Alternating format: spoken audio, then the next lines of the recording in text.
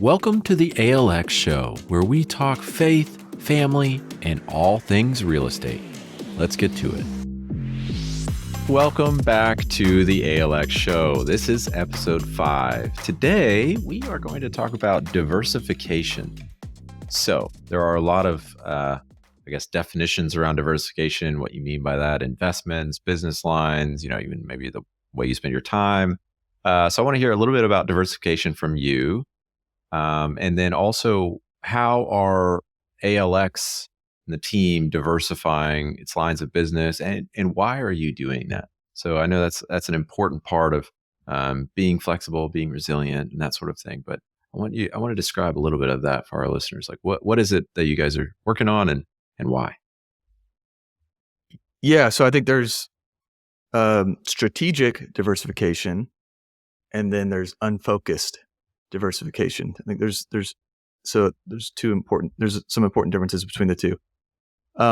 Strategically, you want to diversify so that when one line of business or one opportunity is no longer viable or maybe slower than you'd like it to be, then you can turn on something else, or you can devote more resources to something else that is in a position to be successful. I think unfocused diversification is when you really don't know what you should be doing or what you want to do. So you're chasing shiny objects, and that can be maybe you land on something that really works out, or you just spend a lot of time and energy chasing things and not really becoming great at any one of them. Mm. It's like that Charlie Munger quote: "Diversification is for people who don't know what they're doing." That's how I find so funny. Yeah, well, he's a wise guy, so Yeah, I think we should listen. Yeah, cool. He was. Yeah. Yeah. So tell me a little bit about what ALX is going on. So you've got the strategic diversification focus, and trying to create different lines of business depending on the environment that we're in, or for different reasons. So tell me a little bit about that and your thinking behind doing so. So within what we do, our business is very sensitive to interest rates, and all real estate is. I mean, you can have, you can come in and buy things in cash, and so maybe that you're not so tied to interest rates as far as your acquisitions, but it's still going to affect you when you go to sell. I mean, most people are leveraging real estate acquisitions. That's how you get the best return on your investment. So interest rates are always going to be a significant part of what we do. What we realize is interest rates have gone up as fast as they have in the last couple of years. In that if we're completely focused on asset acquisition, and in this case, multifamily, well, what happens when all of a sudden, they're not so easy to buy? All of a sudden, deals aren't underwriting because the debt is no longer viable. The debt doesn't make the deal feasible anymore. So what do you do? And if you like what we had been doing for the last couple of years, thankfully we've got experience. We've had lots of experience before that. But it was a real just kind of wake up call for us that, this is a great business. Buying and owning the right apartments is a great business, and it can be a fun business, be a profitable business, it can be an impactful one, but it doesn't need to be our sole business, especially since the way that we're structured using third-party property management. We outsource a lot of the operation. Now we stay very much in contact and very much like on top of what's going on. We work with our property managers. We work with our construction managers very closely, but we're not running the day-to-day. That's more of an oversight role. So with that being the case, we can step back and evaluate, and not having to deal with the day-to-day, and say, hey, so what are we bringing? What value are we bringing to the table here? What skills do we have that are adding to the success of these projects? And can we take those skills, and there's a lot that goes there, skills, talents, experience, personality. What is it that we bring to the table that is contributing to the success of these projects? And can we then use those same things and put them towards other lines of business? So for us, what do we enjoy? What do we believe we're good at? What do we have a track record in? It's evaluating real estate projects. It's raising capital in order to do them. It's setting up financing. It's asset management. We recognize that that's probably where we should hang out. But we can take those same skills, that same experience, and apply it to private lending. We can apply it to helping other sponsors raise capital for their deals. We don't necessarily need to just stay in the sponsorship seat on syndications. We can take what we've learned, take the skills we developed, and just apply them in other places. One reason why we like private lending is because as interest rates go up, it makes asset acquisition more difficult. However, people are still flipping homes. People are still doing construction and development, and they need funding. So as interest rates go up, traditional lines of financing, those are going to become more expensive. Private lending becomes more attractive. So it helps us in that our business is interest rate sensitive, but we have a kind of a bit of a hedge as long as both businesses are running smoothly and we're able to kind of to accelerate in one direction or the other quickly. And that when interest rates go up, private lending becomes really attractive. As interest rates come down, asset acquisition becomes really attractive. So that's the way that we look at it. That's something that we've kind of been faced with in the last couple of years. And when you can't go out and buy stuff, you can't afford to just sit around and wait. You can make your operations better. You can improve in all kinds of different ways. But as far as revenue generating opportunities, when that is shut off or really slowed down, well, as long as you're small and flexible and nimble, it's okay. You can figure stuff out. But as you grow as a business, that becomes more difficult. We believe that you need to be able to have another lever to pull, and that lever's got to make sense. It can't, within like, what have you been doing? Where does your experience line up? What works for you? Where are you going to be successful? Can you kind of take that same package of skills and personality and experience and put it, in different places to where it really makes sense, and you're not losing, you're not at a disadvantage by pursuing that. And that's why we're still we're still in the real estate investments and financing, deal evaluation, investment management. Yeah, that makes sense. Just two different ways of doing it. Yeah, I like that. So the broader point is you guys have been in business for a long time. You've seen ups and downs. You've seen, you were around in the 2008 financial crisis and real estate devastation through 9 and 10.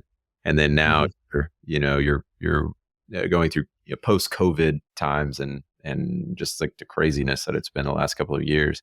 So I get the sense in order to kind of adapt and stay flexible and keep moving, keep improving and innovating, it requires diversifying, opening up new lines of business, new different, avenues, processes, ways of doing things.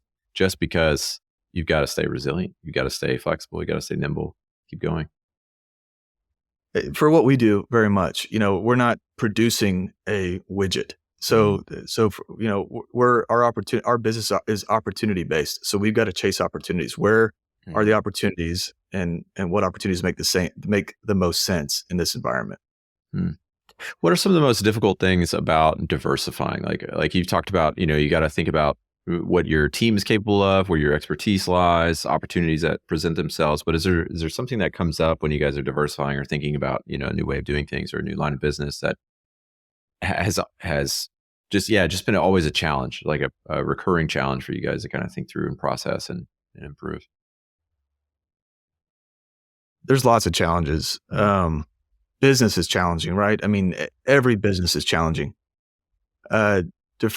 Diversification is tough because it does require a change in focus. And depending on the size of your team, you may have to get in and lead a small number of people. Hey, we were thinking this way today. Now we got to think this way tomorrow. That's difficult. I mean, some personalities handle that better than others, but being able to cast a vision, or really the vision has probably already been cast, but in order to explain how this fits into the vision that they've already bought into, is really important, because you don't, the diversification needs to make sense for really where you're going. You've got a vision, you've got a mission, you've got goals as a business. the diversification has to line up with those things. I think for people to buy in, if you go in and you want to diversify outside of like a core competency, then some people, maybe key people, might really wonder about that, and maybe hard for them to buy in. But so the difficulty that you've always got, have to have the right systems and process set up, and then we all know that takes time, and that takes trial and error, and you've got to know what to measure and how to measure it, and how to take those measurables and use them to get better results, and that just takes time. I mean, it takes time. It takes experience. Unfortunately, it takes mistakes to really learn. So it just an initial rollout. I think as a business, as you get more established and you've got the different lines, the different revenue lines set up, you've got the systems in place, you've got the network set up. Your process is basically it running pretty smoothly. Then diversifying, kind of like focusing attention here or there, or having people on your team that are always focused on that specific line of business, and the other people are always focused on this over here. Maybe that's not so, that's then at that point you've kind of done a lot of the hard work, and then you're just tweaking. It's never easy, but then you're kind of tweaking and growing and getting better. But initially setting all that stuff up, it takes time, it takes money, it takes sacrifice, in that when you're setting those things up, you're not making money, so you've got to sustain. So there's lots of challenges, and just knowing where to go and when to go. That's not easy either. In order to spend time doing something new, you've got to take time away from something and we all know that is not a fun or comfortable thing to do. I mean, but all growth, you have to get uncomfortable to grow. That's that it's just kind of how it goes, unfortunately, but or maybe fortunately, because you get stronger as you get uncomfortable, and you're successful in your growth. You come out the other end, then you're stronger. That's a world we live in. That's a system we live in. That's the way that we're created. Is you've got to get uncomfortable to grow, and diversification can be very uncomfortable. You also have to be humble. Humility is a big piece of this. Like sometimes you got to sit down and talk to your team, or think to yourself, like, man, this is beyond me. Like certain situations or circumstances are beyond me. And it's humbling to think, well, we've got to change this.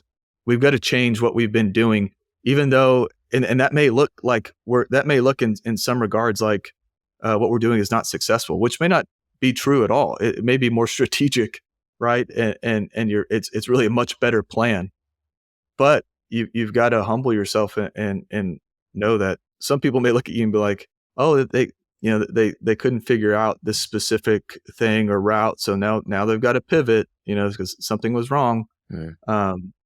You're always going to have people that want to devalue or kind of talk down or whatever. But just being humble and knowing that diversification is key, and it's critical, and it's in a humble spirit is incredibly important, to be flexible and to know the best thing to do, what is the best thing, and when to move and pivot is incredibly important too. I'm wondering if you have, as you were talking, I was thinking about how one of the key pieces of advice nowadays for business, especially newish businesses, I hear is niche down. Being very specific in what you're offering and your target audience, and your processes, being very, very specific and targeted. But on the other end, there's creating a conglomerate, a large business that does all kinds of different things. It'd be well diversified, but maybe it's all things to all people. And so I'm wondering if you have any thoughts on, let's say you're starting out in a business. You're starting out, you want to be a real estate or a realtor, or you want to start flipping homes, or you want to open up a private equity or private lending business. Do you have any, I guess, tips or advice? Like, how do you niche down and get specific and find, your target audience and where you fit in the market and your pricing and all that kind of thing, but also stay resilient, stay flexible, stay open to diversifying and finding new opportunities and things like that? Does that make sense? That kind of dichotomy that I'm thinking of that way? It does. It does. And, you know, I don't think there's just a general right answer to that. Mm. I think every business is different. Personalities are different. Um, I guess what I would say is you have to know who you are, and you have to know who your team is, and you have to know the personalities, the capabilities, the God-given skill set, and you have to have a vision for what you want your business to become. You know, vision is something in the future. What are you growing towards? What are you moving towards? So, people are probably going to feel differently about whether or not, hey, it's really important because the vision I have and the skill set I have is very specific, and it fits a very specific need. And if that's the case, then I think there's a huge advantage to being like to niching down or to being very specific in what you offer or what you do. Um, some people are incredibly talented at creating things or at a specific service. Well, in that case, I would say that you need to focus on that. I mean, because that's diversification. That's diversity in that you're the only one that can do it, or you're just um, maybe one of a few people that can really do it well, or you don't have a lot of competition in that area. Then I would think then that makes a lot of sense to really pursue that. For what we do, and that's why I say every business is different in this way. For what we do, our skill set is a little bit more general. We're talking about underwriting real estate deals, like I said, working on the capital stack, asset management, being able to read and interpret financials, after close. Being able to read the market and the economy as far as when's a good time to sell and when to buy what, all those things. That affords itself to a little bit more. There's a little. We don't have to be as specific in what we're doing. There's a little bit more flexibility in what we can do because we can take that skill set and we can apply it to different things within the industry, different investments within the industry. So one's not better than the other. I think we're all created differently and uniquely. So I think you just got to figure out what works for you and your team and what lines up with your vision moving forward. If the best opportunity for you is to really get specific and really get great and establish yourself as the go-to person in this area, and I think one way to really determine that is if you have a specific skill or level of experience that is unique, and if that's the case, then I think that route makes a lot of sense. If your skill set's more general and can be applied maybe within the same industry, but in different ways within that same industry, then I think that conglomerate, version, like what you're talking about, makes a little bit more sense because, if you're not providing something very specific and unique, then there's typically more competition. You're typically more vulnerable to market movements, things like that. So you just need to be able to adapt and be flexible. Okay, that is a helpful orientation. Look at your skill sets to help define who you are, define your market, define your pricing, that kind of thing. I love that. And don't let anyone tell you what you should be doing. Yes. Because there's lots of books and there's lots of experts, and they'll tell you what they should be doing, but they only have their own perspective. And and they've got great experience. I'm not discounting anyone's opinion, but you got to know yourself first. Like, don't let someone else tell you who you are. You have to know who you are, how you're created, what your passions are, what you're good at, maybe what things that you should avoid, things that you should let other people do, things that you should hire other people to do. You have to know yourself first. So I think that, and then you go seek wise counsel.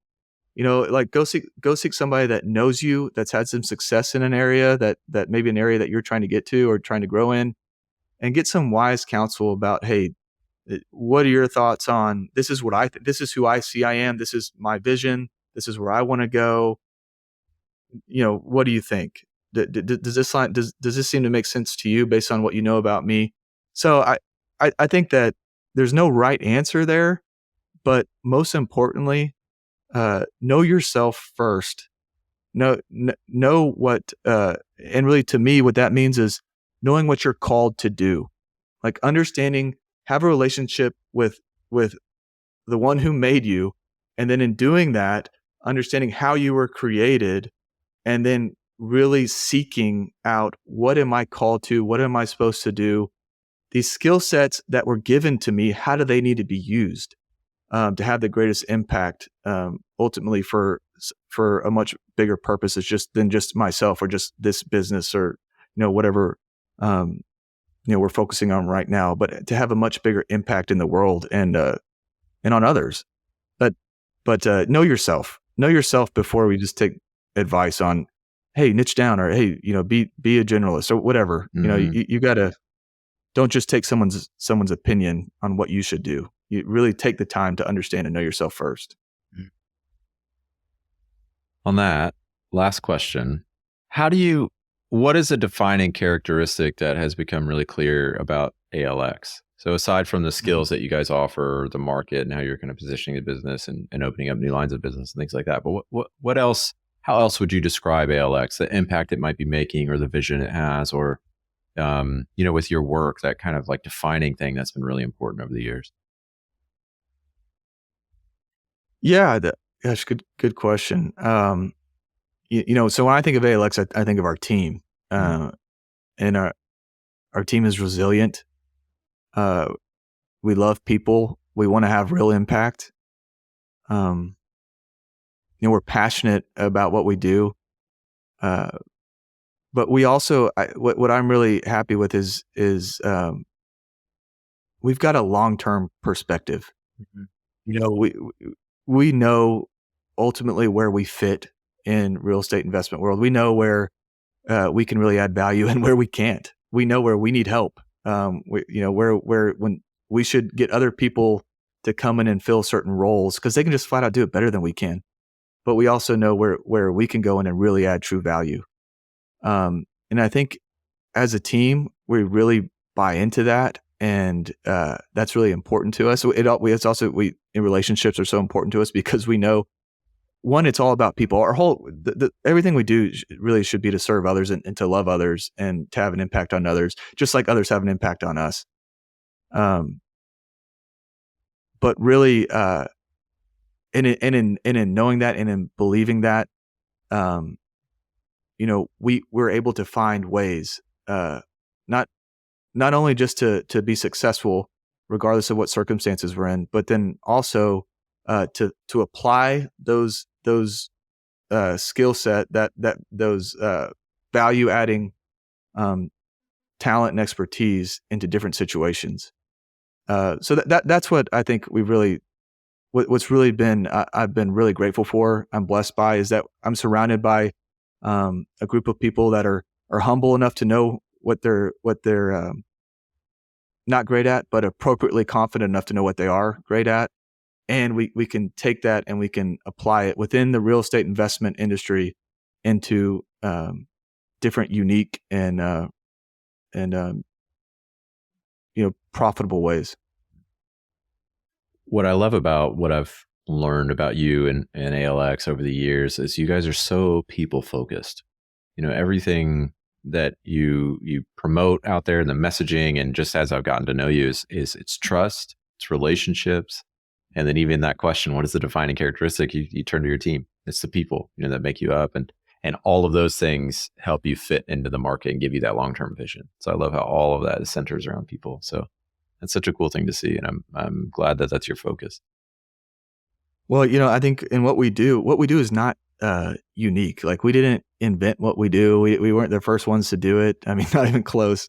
So that's really where we need to differentiate is how we do it. And a big part of how we do it is how we treat other people. That's huge to us. And I think, relationships are ultimately going to be our most valuable asset.